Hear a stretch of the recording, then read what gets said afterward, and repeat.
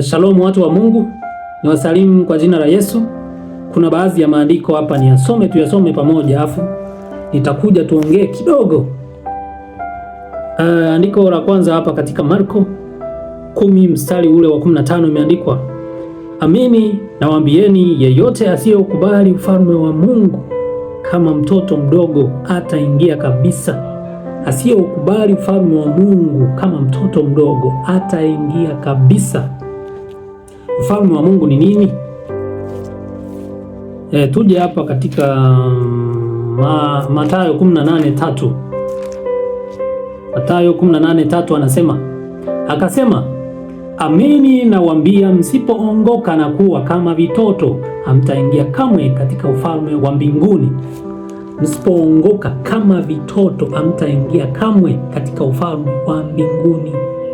Kule amesema ufalme wa Mungu. Kumbe ufalme wa Mungu na ufalme wa mbinguni ni kitu kimoja. Sasa ufalme wa Mungu au ufalme wa mbinguni ni kitu gani? Ni kitu gani? Ni nini? Msipokubali kama watoto, sababu watoto tunajua watoto ni watu au ni watu ambao wanakuwa tayari kujifunza, wanakuwa wanajua kabisa wao hawawezi, kwa hiyo wanahitaji msaada kutoka kwa wazazi wao au walezi wao. Kwa hiyo ufalme wa Mungu sasa basi na sisi hatuna budi kuupokea, yani kupokea ujumbe wa Bwana kama watoto wadogo, kupokea habari za ufalme wa Mungu kama watoto, tukawa tayari, tukawa na nia, tukawa na shauku ile ndani yetu ya kuwa tayari kutegemea kwa Mungu, kutegemea katika zile sifa au tabia za kiungu. Nishawahi kufundisha siku moja tabia za kiungu: upendo, fadhili, amani, furaha, uvumilivu, utu wema. Hivyo hizo zote ni tabia za kiungu. Sasa hizi tabia tusipozipokea kama vitoto vichanga, sababu mtoto akiambiwa kitu ni tayari au ni rahisi mtoto kukikubali, ni tayari yuko tayari kukipokea, ni mdadisi, anataka kujifunza zaidi vitu mbalimbali.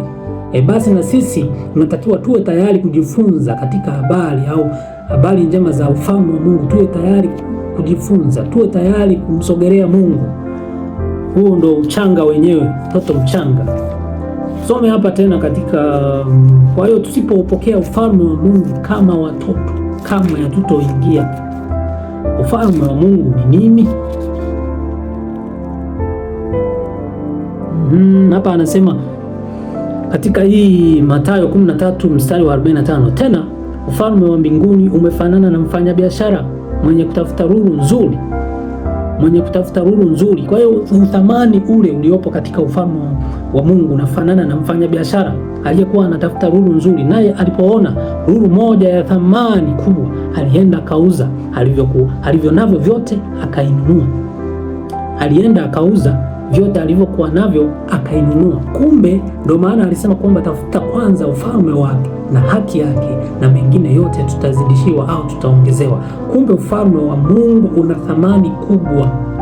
Kuishi maisha ya kutawaliwa na Mungu ndani yetu, kuishi maisha ya vile, una thamani kubwa kiasi kwamba unatakiwa tuache kila kitu kwanza, tuanze kutafuta huo. Lakini pia hapa anasema tusome mfano mwingine hapa, ufalme wa Mungu 13, Mathayo 13:31. Hapa tusikie tena, hapa anasema, akawatolea mfano mwingine akisema, ufalme wa mbinguni umefanana na punje ya haradali aliyoitwaa mtu akaipanda katika shamba lake, nayo ni ndogo kuliko mbegu zote, lakini ikiisha kumea huwa kubwa kuliko mboga zote, ikawa mti, hata nyuni wa angani huja na kukaa katika matawi yake. Hata nyuni wa angani, ukisoma Marko na Luka pale amesema ndege wa angani huja na kukaa katika matawi yake. Kwa hiyo ufalme wa Mungu umefananishwa na mbegu, yaani unafananishwa na mbegu ka kitu kadogo, kama mbegu tuseme punje ya ulezi, ukitupia kwenye ardhi, ndio kama ufalme wa Mungu ikamea ikakua, ina uwezo wa kusambaa na kuwa mti mkubwa ambao hata ndege wa angani watakuja kutua. Yaani maana yake ufalme wa Mungu, utawala kumbe wa Mungu unapotawala katika mioyo ya watu, utawala wa Mungu kweli kweli, watu wakatawaliwa na upendo, wakatawaliwa na utu wema, wakatawaliwa na fadhili, wakatawaliwa na uaminifu, wakatawaliwa na utu, wakatawaliwa na fadhili. Kila mtu akawa anamtazama ndugu yake kama yeye anavyojiona, yani mpende jirani yako kama nafsi yake. Tayari ufalme wa Mungu unaweza ukatawala ndani yetu. Unafananishwa na punje ya haradali. Ukisha tawala ndani yetu, basi na watu wengine watakuja watazame kwetu, wajifunze, waone kumbe haya ndo maisha, haya ndo maisha. Sio maisha ya kuindana, maisha ya kuibiana, maisha ya kuishi kwa kuviziana kila wakati. Lakini tukishatawaliwa na huu ufalme wa Mungu ambao umefananishwa na mbegu ya haradali, ni kitu kidogo ambacho kinaonekana hakina thamani kubwa, lakini kikishatawala ndani ya watu, basi hawa watu watakuwa bora zaidi na kila mtu atatamani kufanana nao. Huo ndio ufalme wa Mungu.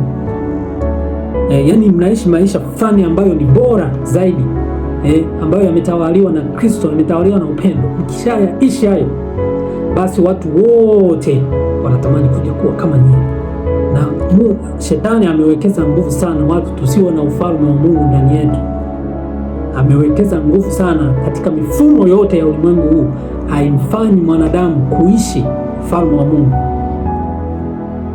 Ndio maana kwenye posti moja nishawahi kuposti jinsi ila za mwovu au ila za shetani zinavyofanya kazi katika mifumo yote ya dunia hii, ili kumfanya mtu asipokee ule ufalme wa Mungu kama mtoto mdogo.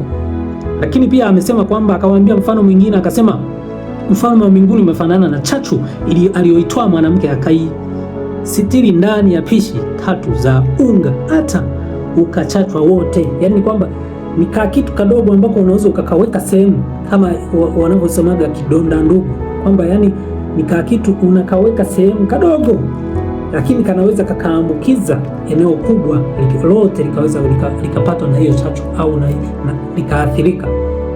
Kwa kumbe ufalme wa Mungu, utawala wa Mungu unapotawala ndani ya mioyo yetu, ndani ya maisha yetu, tukawa na maisha bora zaidi,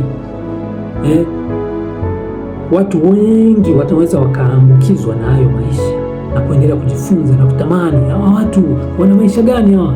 Ndio ufalme wa Mungu. Na sasa ufalme wa Mungu ukishaingia ndani yetu, baadaye yale tunayosema kwamba tutanyakuliwa kwenda, wengine wataenda jehanamu, wengine waende mbinguni. Sasa hayo ni matokeo, ni bonus baada ya kuishi ule ufalme wa Mungu. Kwa ufalme wa Mungu ni kama mbegu ya haradali, alipoipanda mtu ikawa matawi ya huyo mti uliokuwa kutokea mbegu hiyo ukasambaa, hata ndege wa angani wakaja wakatua juu ya mti huo. Basi nikushukuru sana. Neema ya Kristo ikawe pamoja na nyote. Amen.